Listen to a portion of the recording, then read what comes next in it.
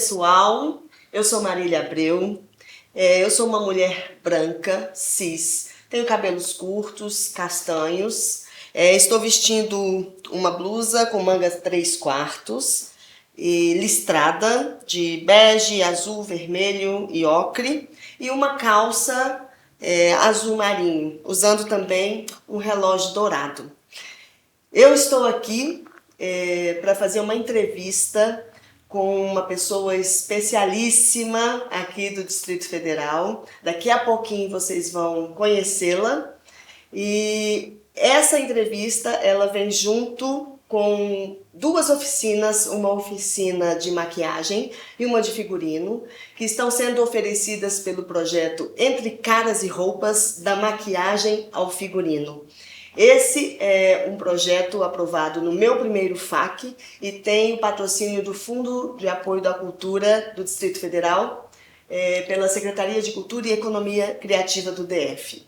E eu estou aqui, nada mais, nada menos, com a premiadíssima, maravilhosa cenógrafa e figurinista, Maria Carmen. Oi, Maria Carmen! Olá, Marília, muito obrigada pela apresentação, muito simpática. Muito bem-vinda, viu? Eu queria que você primeiro se descrevesse, por gentileza, e aí depois a gente dá início ao nosso papo. Sim, eu sou Maria Carmen, sou figurinista, tenho cabelo curto, grisalho, e uso uma blusa cinza de linho com uma gola grande para combinar com os cabelos. Uso um colar de cerâmica e sou branca, cabelo curto, já com 76 anos. Maria Carmen, estou muito feliz de estar aqui com você, de estar tendo a oportunidade de participar desse projeto junto com você e com a Clara Abreu, né? Aqui com essas entrevistas, são 4 entrevistas com pessoas maravilhosas, artistas maravilhosos daqui do Distrito Federal. E você também compõe o projeto, ministrando as oficinas, a oficina de figurino, né? E aí a gente vai aqui bater um papo para as pessoas de casa conhecerem você melhor, né? Cenógrafa, figurinista, premiadíssima, com uma carreira de mais de 50 anos, está aqui com a gente a Maria Carmen. É um prazer, muito obrigada pelo convite, muito obrigada pela apresentação tão simpática.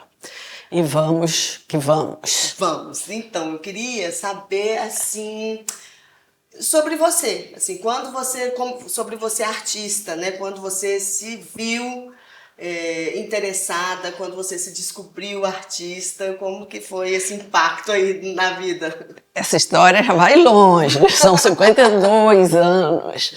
E tem uma coisa engraçada que tem tudo a ver com hoje, o movimento feminista.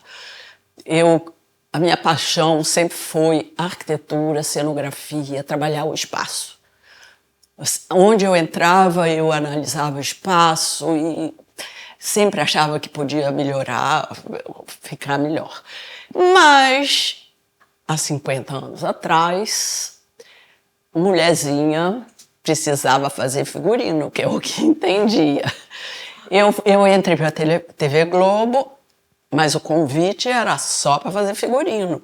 Eu passei a fazer muito mais figurino do que cenografia, apesar da minha paixão maior ser cenografia.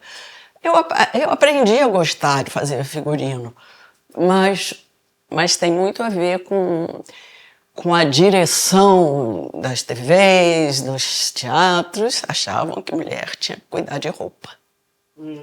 Que interessante, hein? E ainda bem que agora mudou, né? Isso que eu ia falar, ainda bem que vem mudando, né? E a gente pode começar a cuidar do que a gente quiser, né? Sim. O figurino é uma paixão também, passou a ser, porque o teatro é a maior paixão. O teatro, o cinema, você poder interferir na coxia, por trás, para ajudar as pessoas a mostrarem uma história, é fascinante. Eu sempre fui muito tímida e não gosto de decorar nenhuma fala. Acho que vocês repararam isso na hora de nós gravarmos a chamada. Eu gosto de pensar como a gente pode ajudar a essa aparência e esse espaço ser útil e complementar a encantar o público, a levar o público a participar desse evento teatral ou cinematográfico com total entrega. Maravilha. Aí você falando assim, Carminha, dos tempos de antes aqui do Distrito Federal, né? Quando você resolveu e o que moveu você a vir para cá, né? A gente sabe que você é uma das fundadoras do Teatro Goldoni, que infelizmente foi um dos espaços né, que foram fechados aí em função não só da pandemia, né? Muita gente culpa muito a pandemia, mas não é só isso, né? Todo um histórico, né, de acontecimentos sucessivos, né, que acabam levando um espaço cultural a ser fechado, né? É verdade. Eu vim para Brasília há uns 30 anos, um pouco mais de 30 anos, por relações pessoais. Meu marido foi transferido e aí vamos ver o que acontece. O meu foco é o espaço. Eu vi que não tinha espaço adequado para tantos atores que saíam das faculdades, das formações do SINA e da UNB, as duas principais formadoras de atores. E aí eu pensei que um grupo de teatro onde a renovação teatral acontece, se forma dentro da universidade. É assim em todo lugar, você tem os seus companheiros, a sua faixa etária, o mesmo acontecimento da vida, e aí isso vai formando os grupos. Como um grupo poderia se apresentar assim, como primeiro trabalho, como é o caso, num espaço como a sala, mesmo Martins Penas ou Vila Lobos, que eram as que funcionavam adequadamente para espetáculos, e, portanto, só com espetáculos profissionalíssimos que vinham do Rio e ficavam, do Rio e São Paulo, que ficavam no máximo 3 dias em cartaz. A Vila Lobos, nessa época, cabiam 1.100 pessoas. E o público de Brasília enchia 3 Vila Lobos. Então, eu achei que eu tinha que criar um espaço que facilitasse, primeiro, uma montagem barata, porque quem sai da universidade não tem muito dinheiro. Então, não tem muito dinheiro para criar cenografias e grandes figurinos. A Vila Lobos tem um distanciamento que dificulta a presença do ator, o exercício do ator. Então, o ideal era criar espaços pequenos que pudessem manter esse público de 3.000 pessoas durante 3 meses. Então, embaixo da minha casa, eu criei o primeiro espaço que chamava G51. Era na 705 Sul e o endereço, Bloco G, Casa 51. E foi muito bom. Era ainda muito pequeno, porque cabiam 70 pessoas. Em princípio, tinha que ficar com folga 6 meses em cartaz. Pela localização, poderia até ficar, mas não era o hábito aqui. Eu estranhei muito. Qualquer licitação no Rio de Janeiro era para 3 meses você ocupar um teatro. Então, esse exercício, tanto da cenografia como do figurino, a durabilidade do figurino, o exercício de pegar a plateia no laço e conquistar essa plateia, demora, não é assim, não vem com um passe de mágica depois que você sai da escola. Nem a cenografia se descobre assim que sai da escola, é com o fazer, porque o processo artístico ele é processo, ele vai se modificando. Na escola, a gente aprende tudo que já foi feito. E aí você tem que criar elementos dentro de você mesmo para renovar, para propor, para ser contemporânea, isto é, provocar a plateia. A plateia tem uma evolução desde que foi criada lá pelos gregos até aqui. E como o processo vai se modificando, eu acho que precisava teatro pequeno, que o ator falasse próximo da plateia e que sentisse a reação dessa plateia, para ele conseguir pegar essa plateia. Abriu uma oportunidade por meu marido ser de origem italiana, existia a Casa de Itália, que tristemente era administrada por um americano que defendia a cultura americana. Ensinava violão, inglês, tinha uma turminha, uma professora particular, assim, abnegada, que ensinava italiano. Meu Deus! E meu marido disse, não, isso não está certo, convocou vários oriundos, várias pessoas que vinham lá do começo da Casa de Itália e entrou lá para fazer cultura italiana. O prédio ainda não estava todo construído, só tinha aquela frente. Então nem tinha lugar direito para dar aula. E aí a Casa de Itália se encarregou de construir o lado esquerdo, no segundo andar, e aí a gente pôde construir um teatro um pouquinho maior que o G51 do lado direito. Um pouquinho maior, mas não exatamente do tamanho, talvez, que nós sonhássemos. Mas ali, a regra de construção em Brasília é muito rígida. Ali você não pode construir mais alto do que já fomos. Então, o teatro ficou com 100 lugares, tivemos que trabalhar com equipamento de baixa caloria, né, de pequeno porte, especiais para aquela sala, para que também não torrássemos a plateia, porque teve uma dificuldade que foi o teto não poder ser da altura do rudimento que deveria ser.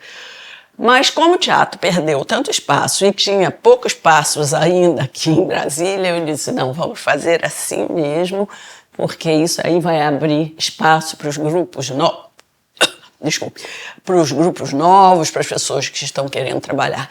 E tenho muita alegria com isso, porque eu acho que eu encorajei muita gente a fazer pequenos espaços e isso floresceu muito o teatro aqui em Brasília. É verdade. Eu tive o privilégio de poder atuar lá no Goldoni, não só como atriz, mas com diversos espetáculos, né, da companhia que eu faço parte, que é a CIA Teatro A Roupa de Ensaio, e outros também. E mais ainda o privilégio de poder assistir e acompanhar, né, a história do Teatro Goldoni.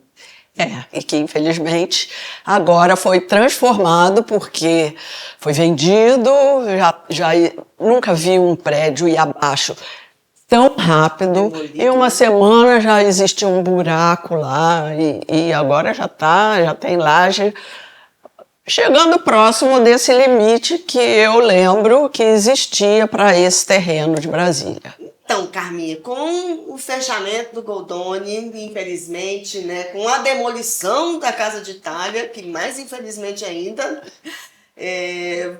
o que sobrou, o que restou para nós?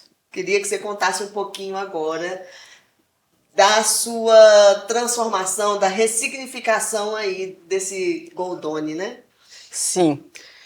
Nós tínhamos um acervo de figurino de todas as peças que nós produzimos, que, na verdade, eu não sabia bem o que eu ia fazer daquilo, porque são roupas teatrais, não são roupas de brechó, vamos dizer assim, para vender, para ir para festa, pode até achar uma ou outra, mas são roupas teatrais. E eu adoro trabalhar E aí eu não queria parar com o trabalho também de ser figurinista e de cenógrafa. E aí resolvi montar um ateliê que eu levei todo o acervo do Teatro Goldoni de figurino.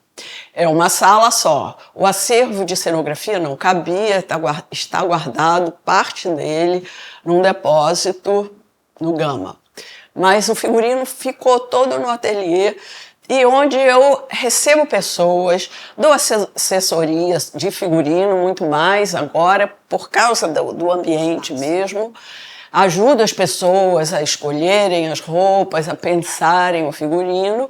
E a paixão que chegou depois de velha, né? Como um vinho que fica velho, mais legal. E eu gosto de dar aula. Eu passei a gostar de dar aula. Eu gosto de provocar as pessoas para pensarem o figurino. Não pegarem qualquer coisa, mas tudo tem que ter sentido em cena. Seja um objeto de cena, seja o figurino. O figurino vai encapar o personagem sem esquecer o ator. Então ele tem que ter essas duas visões. E uma terceira, que ele faz parte de um todo, de um espetáculo. Então é diferente do que trabalhar com moda, que você só reforça a personalidade da pessoa. No teatro você tem que deixar a pessoa transparente, porque as pessoas sabem que vão ver Fernanda Montenegro lá, mas elas querem ver um personagem também e se esquecerem por momentos que a Fernanda Montenegro está ali. Então, esse figurino, ele tem que concentrar essas duas coisas e pertencer a todo um espetáculo. Isso aqui é fascinante, da mesma forma que cenografia é fascinante. Esse trabalho é um pouco desprezado aqui em Brasília. Por isso a importância do seu curso. Porque, por problemas econômicos, talvez, e falta de visão também, o FAC dá um recurso pequeno. E amarrado, né? E amarrado. E que os atores também têm que receber alguma diária decente, né? Porque às vezes recebe menos do que o próprio faxineiro do teatro. Mas, então, vamos cortar as coisas que são dispensáveis. Só que figurino não é dispensável. Não deveria ser, né? Então a pessoa traz uma roupa de casa, improvisa aqui, improvisa ali, mas não carrega esse espetáculo para gratificar o público. O que gratifica o público? É ele esquecer que ele também é público, que ele entrou nessa viagem. Desde a Idade Média que a palavra era suscitar a maravilha. O teatro existia para suscitar a maravilha, porque as grandes navegações chegavam de volta, viam outras terras com gente pelada, com outro tipo de árvore que tem muita água. E as pessoas que estavam naquelas cidades limitadas, era a maneira de se comunicar, ficavam desesperadas para conhecer outro mundo. Então a cenografia até do teatro foi se desenvolvendo para que você levasse essa plateia nessa viagem, quase como se pegasse um navio e fosse junto com aquelas pessoas que voltavam tão transformadas do que tinham visto.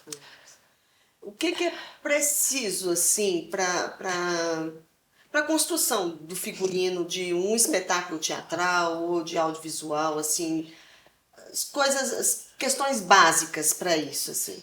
Certo. Eu acho que o figurinista precisa conhecer o corpo humano, o teatro, o cinema. Eu falo sempre primeiro do teatro que ele é exemplar. É ali agora. O cinema já é o olhar da câmera, né? Então eu gosto de dar curso sobre teatro, que depois você estende o conhecimento. Então, conhecer. Conhecer a peça que vai fazer, ler tudo que puder, e essa peça, ler sabendo que época ela passa, que época você quer localizar para passar para o público, qual época que vai contar melhor essa história, se é uma história antiga, mas que tem tudo a ver com o hoje. E eu entro mais profundamente nisso, que o material deve corresponder a isso que a gente queira passar. Né? E a gente hoje tem liberdade de trabalhar com outros materiais. Você não necessariamente tem que procurar a renda Richelieu porque foi usado pelo rei. A gente tem que trazer o rei Luís XIV para hoje. Quem é que parece com ele? Né? Quem sabe ele não vai representar melhor esse poder vestido um terno? E eu acho que a gente não pode ter regra. Eu acho que a gente tem que pensar junto com os diretores, junto com os atores. Não existe mais isso que o FAC está, de vez em quando, pedindo. Quer ver o cenário pronto, o figurino pronto, antes do projeto começar. Para você submeter o projeto no FAC, já quer o desenho. Por que a gente tem que trabalhar antes dos outros e ser um ditador na proposta? Se você mostrou um desenho para o FAC, você vai ter que realizar esse desenho. E se essa proposta não vestir nada bem esses atores, se o ator for gordo, magro, alto, baixo, ele tem que fazer parte dessa criação. Então, é uma campanha que eu já tinha vencido há algum tempo no FAC. Eu acho que cenografia e figurino não tem que entregar prontos na hora que você vai submeter o projeto. A não ser que seja a replicação desse projeto. Você já apresentou, aí você manda a fotografia, ele foi assim, foi belo, agora eu quero ir para outro teatro, quero apoio para viajar. Entendi. Então, eu acho que tem que fazer parte da criação do espetáculo. Cada espetáculo, hoje em dia, contemporaneamente, é único. É único porque tem pessoas únicas que se juntam e que vão conversar e que os acontecimentos políticos, ambientais, também são únicos naquele momento que você está fazendo aquela peça. Sim. Eu queria, assim, que você falasse para a gente um pouquinho, assim, porque não deixa de ser, né? Entre Caras e Roupas, ele é oferecido para a comunidade em geral, mas também para o público específico, profissional das artes, né? E pelas pessoas que se interessam por essas linguagens profissionalmente. Né? Eu queria que você falasse um pouquinho para a gente como que anda aí o mercado de trabalho, né, do Distrito Federal, né? Se é bem aceito, se é bem pago, como que funciona. Não. Mas até por parte da classe artística, né, do que propriamente... Se não é essencial para você participar desse espetáculo dessa forma, vai trabalhar numa boutique, se você só gosta de roupa, porque é importante, é muito importante você querer transmitir mais do que só a aparência da roupa, mais do que só fazer bonito ou bonita aquela pessoa para ir a uma festa.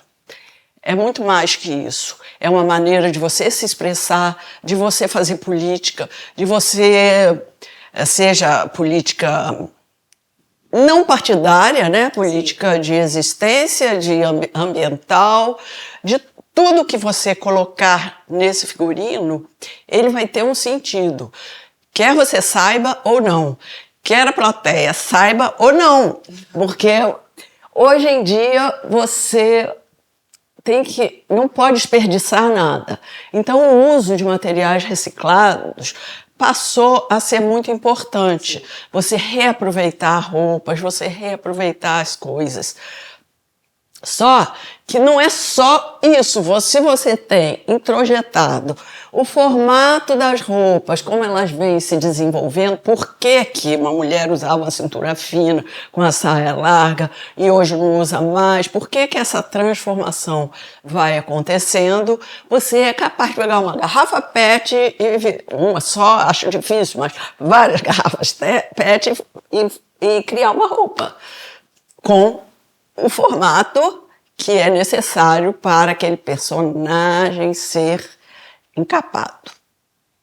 Encapado e compor todo o Sem restante, esconder, né? e ajudar a formar essa personalidade do personagem. E mostrar para o público, ajudar o público a entender esse espetáculo. Sim. Estamos chegando ao fim. Passa tão rápido, gente. Meu Deus! Passa rápido demais. Venha fazer o curso. Aí vamos ter mais horas de conversa. Ai, sim! Então, pessoal, chegando ao fim aqui desse bate-papo com a Carminha, Maria Carmen. Queria muito agradecer sua presença aqui no Complexo Cultural Samambaia, sua presença também no projeto Entre Caras e Roupas, da maquiagem ao figurino. Agradecer a todos. Hoje a gente chega no nosso último episódio da série das entrevistas. Queria pedir também para você que está assistindo, seguir lá no Instagram, Caras e Roupas, se inscrever no canal do YouTube, porque vai ficar, né? Tá chegando ao fim o projeto, mas o YouTube tá aí para toda a eternidade, para você acompanhar, aprender e conhecer essas pessoas que vieram aqui, esses artistas maravilhosos, que são referência aí no nosso Distrito Federal e também fora dele, né? Queria agradecer muito, viu? Queria também propor que você fale assim, alguma coisa aí para esse povo que está nos vendo. Muito obrigada, Marília, muito obrigada pelo convite para fazer essa entrevista. Muito obrigada pela oportunidade de poder colocar mais gente pensando o figurino. E é um prazer. É um prazer. Estarei sempre aqui para uma próxima, para outros graus de experiência. Muito obrigada. Obrigada, Carminha. Obrigada a você. Acompanhe sempre aí o YouTube do Caras e Roupas, o Instagram também. E em breve a gente se vê. Um abraço, pessoal. Tchau, tchau.